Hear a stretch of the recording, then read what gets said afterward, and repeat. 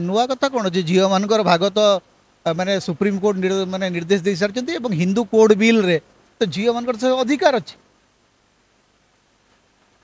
सुरेश बाबू तो निजे वकिल से कौन जानी ना जे पैतृक संपत्ति उपर झील मान समान अधिकार अच्छे अधिकार मिलू ना कौन अधिकार तो आज भी अनेक मिलूना कारण झील मैंने क्लेम करूना जी क्लेम करुच्ची मिलूँ एवं तहसिलदार मैंने कौन खोजी खोजी जाकर कहे ए भाई तुम समर संपत्ति न संपत्ति बंटुआरा ता हूँ गोटे पारिवारिक निष्पत्ति सरकारी निष्पत्ति से कि व्यक्तिगत संपत्ति किए क्या दब पुओ झील भितर से केमी भाग बंटा हम से पारिवारिक निष्पत्ति से सरकार मैं कौन कर तहसिलदार मैंने माने बहित झील मान खोजे कौन खोजे आपंकर म्यूटेशन जो हम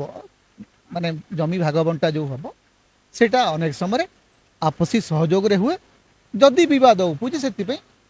कोर्ट अच्छी सिविल कोर्ट से केस हो पार झील मान तो अधिकार अच्छी नुआ कथा कौन कहते सुरेश बाबू ना आज या जे पैतृक संपत्ति उपर पुअर अधिकार जी झीर अधिकार से ए आईन टा कौन आज या मोहन बाजी आसला ना सुरेश पूजारी तैयारी कले हिंदू कोड बिल तैयारी है 50 दशक संविधान तैयारी एवं तांको दल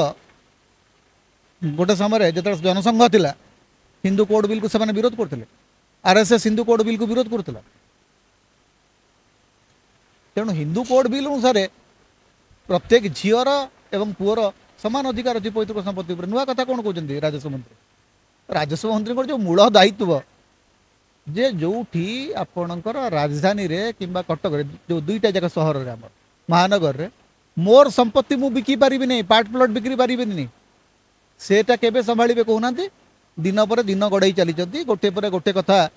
कही चलुंट कि कौन सी कथा मु बारंबार कही या पूर्व भी गोटे भिडियो मुझे जे सुरेश पूजारी हाथ में खड़ा सीझ ना आज केवल से कथा कुहा कपिला केवल कथा कहते कम कि ना बिल्कुल कौन सी माने मु कहबी जे ए सरकार कौन सी मंत्री निज दायित्व तुलाइबारे आदौ सफलता हासिल करना सब गुड़ाक